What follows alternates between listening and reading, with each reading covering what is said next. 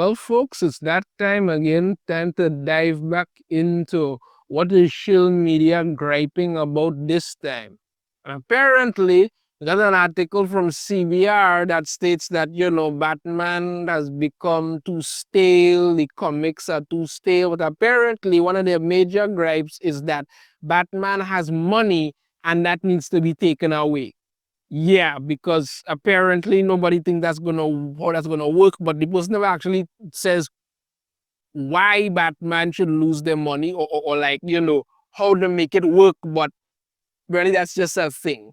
Let's dive into this article here from CBR. Batman comics desperately need a new status quo, written by Maxwell Pishney. All right, that person.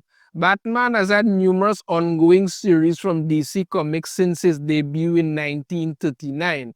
Over the years, he's undergone significant changes, evolving from a grim vigilante reminiscent of the Shadow to the goofy superheroics of the 1950s and eventually to the modern era's blend of both styles. I don't know if I'll say both styles, but let's say Batman comics have gotten stale, right? As one of the most prominent figures in both DC Comics and pop culture as a whole, Batman's comics often maintain a certain status quo. His books are often somewhat safe and they tend to tackle ideas and themes that have already been touched upon by earlier iterations of the character or by different series altogether.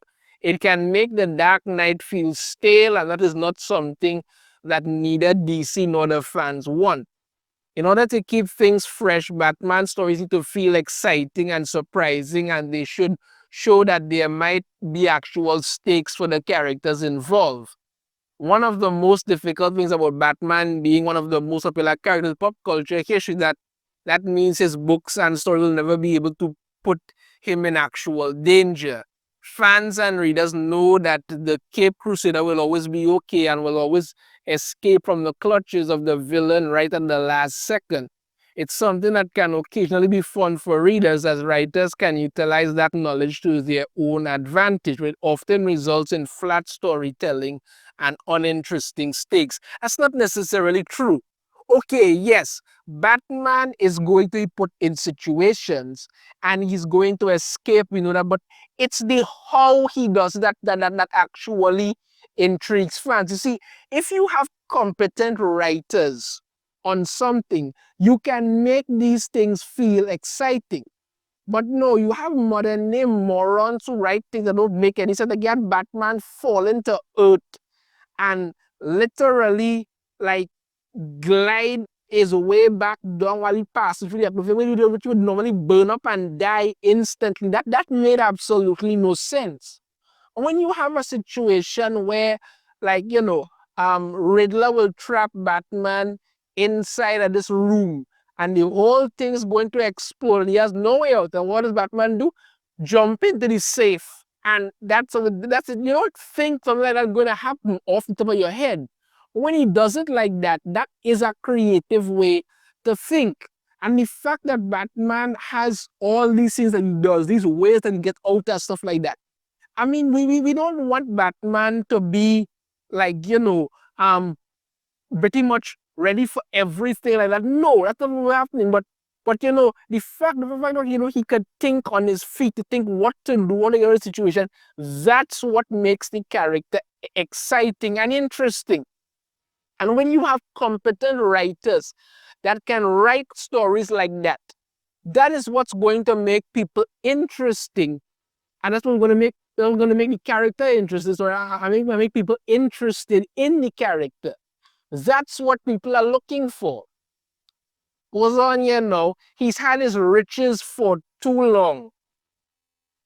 James Tynion IV attempted to shake up Batman's financial status quo during his run on the solo series, forcing Bruce Wayne to fight crime without his vast fortune. However, this change didn't last long, and the loss of the Wayne fortune was conveniently retconned mere issues later during Chip Zdarsky's run. The fact that this change didn't stick around for very long left fans feeling it was pointless and reinforced the idea that that disrupting the status quo in a meaningful way remains a significant challenge. Okay, so you talk about how Batman has how James Tynion took away Batman's finance, and then Chip Zdarsky brought them back. The fact of the matter is that they have tried to do this before. Take away Batman's money, but it never works. They have to bring it back. I mean, even if you want to something like, okay, you want to do something where Batman doesn't have money. Look at, for instance, Absolute Batman. An entire universe where you have this whole universe where you have Batman supposedly does not have any money.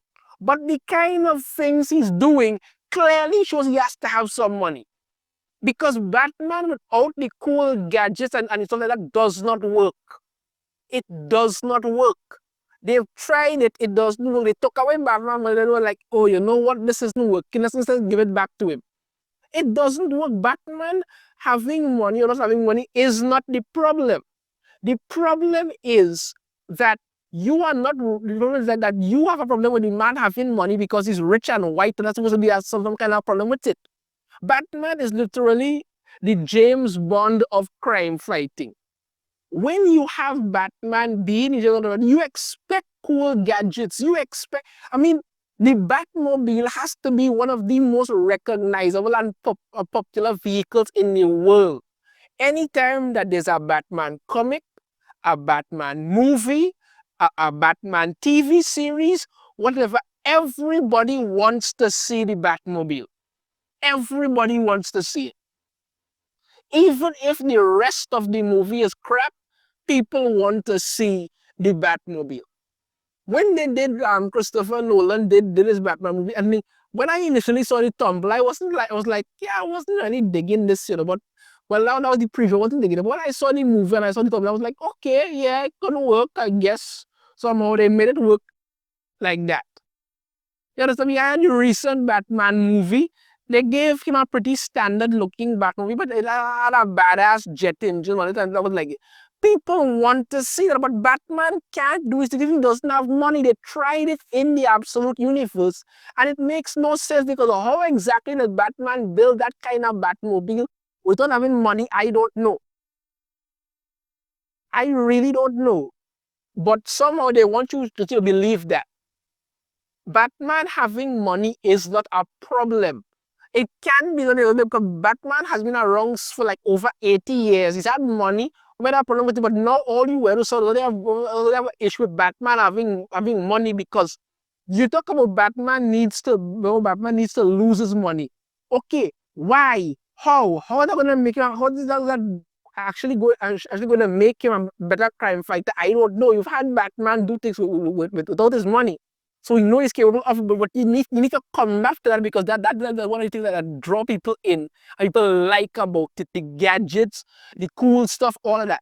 You took away all that, you took away his money. After you had Steeler, you took away his money. Then you literally had to give him it back. You took away Wayne Manor. And you had him go out and build some kind of Pennyworth Manor because they wouldn't leave will not leave Alfred alone. And I'm convinced Alfred will come back eventually because this whole thing ain't working without him. He will come back. But that's what you're doing. That's what you're doing. You cannot give an actual reason as to why Batman should not have his money. But you just want to say, you know what? Batman needs to lose his money because when it doesn't work out, give him it back. Come on now, man. Batman books need to be more like his Elseworld stories. Some of the best Batman stories are alternate reality tales, from Gotham by Gaslight to Batman Earth One. The Cape Crusaders Elseworlds tales are often his most beloved. Even The Dark Knight Returns, arguably Batman's most iconic story, I wouldn't say that, but alright, is set in an alternate timeline. The fact that many fans' favorite Batman stories come from places other than his tentpole series should be something of a concern for DC Comics.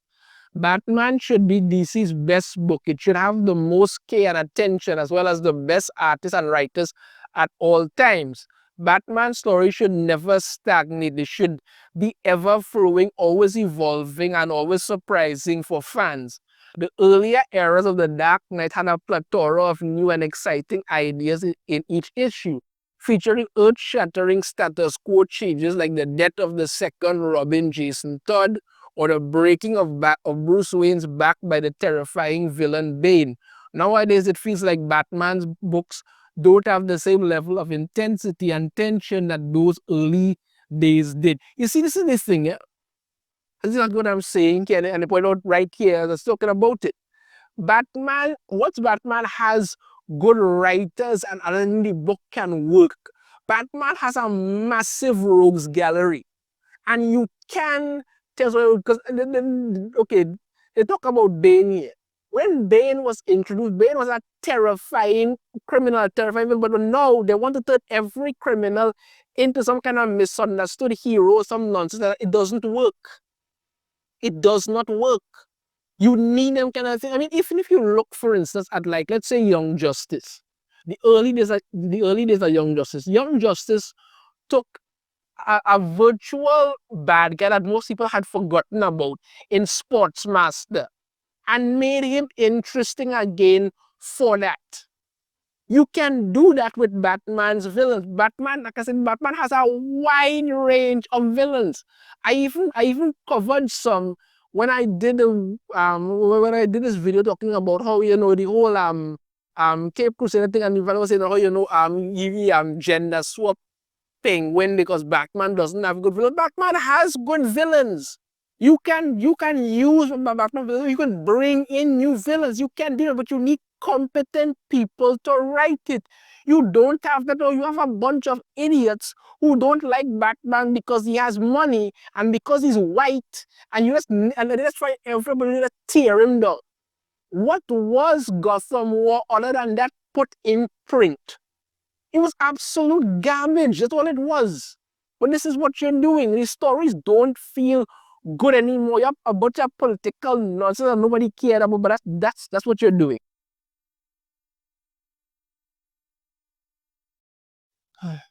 Batman should be mortal. Well, he is, but anyway, we continue on here. Why, with Batman being DC's most profitable character, they'd never dare kill him off for good. But maybe they should. Maybe DC needs to kill Bruce Wayne and let other characters take his place. Characters like Dick Grayson, Tim Drake, Cassandra Cain, and Jason Todd all deserve time in the spotlight, and the death of Bruce Wayne would be a perfect opportunity for that. Problem is that they actually did do something like that before, where everybody thought Batman was dead, and you had Dick Grayson take over, and he had Robin, and you had Tim Drake. He didn't believe Batman was dead, and he went off on his own. I think you did stories like that, and you know what happened with it? You had to eventually bring back Batman because it just wasn't working.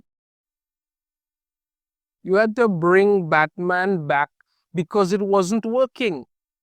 We had a little something there. We were all going to bring back Batman, but you don't need to kill off Batman to make other members relevant. Batman is mortal. We all know that. We know Batman is mortal, but you see, when you talk about this, say that Batman is mortal, but maybe a little more of this so you can understand now. Now, of course, DC would never keep Batman dead, even if they promised they would. This is comic books after all. Bringing the Dark Knight back after a few years of being gone would be a perfect way to get fans back on the side of reading Bruce Wayne stories. Absence makes the heart grow fonder, and taking Batman away for a while would make fans remember what made him so special to begin with. Even if DC never kills off Batman for good, they need to make it feel like they might. If readers at least feel the tension behind every face-off with the Joker or Clayface, readers can invest in the drama and root for the hero instead of simply assuming he'll win. A major shakeup like the spinal injury in Nightfall could provide the stakes needed to revitalize his stories. While the exact path of the disrupt the Dark Knight status quo isn't obvious, it's clear that something needs to change. You see what I'm saying? Eh? They keep this article keeps contradicting itself very much, right? You don't need to kill off Batman. You just need to find ways to make these stories interesting, and you by having competent writers write it.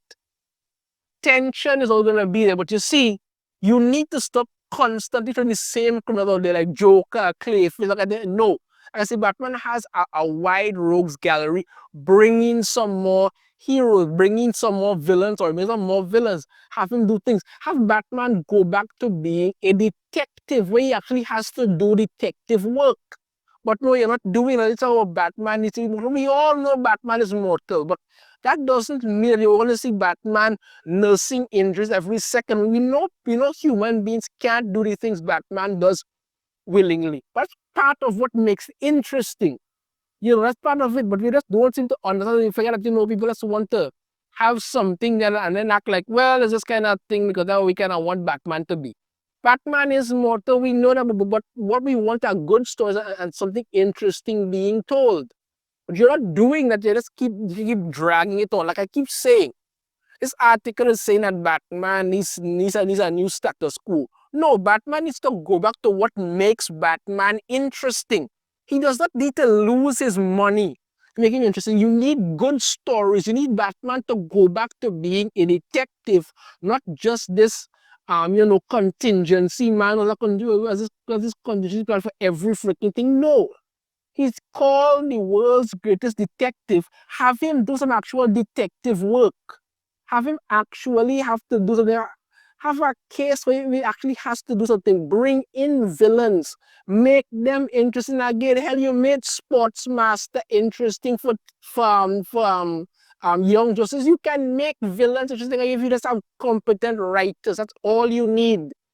Batman doesn't need to lose his money or lose his life. Batman just needs to get new life breathed into by competent writers and then actually reintroduce some really cool gadgets. Because you had Chuck Dixon saying, they used to sit around and think about and brainstorm about ways to make the Batmobile cool again.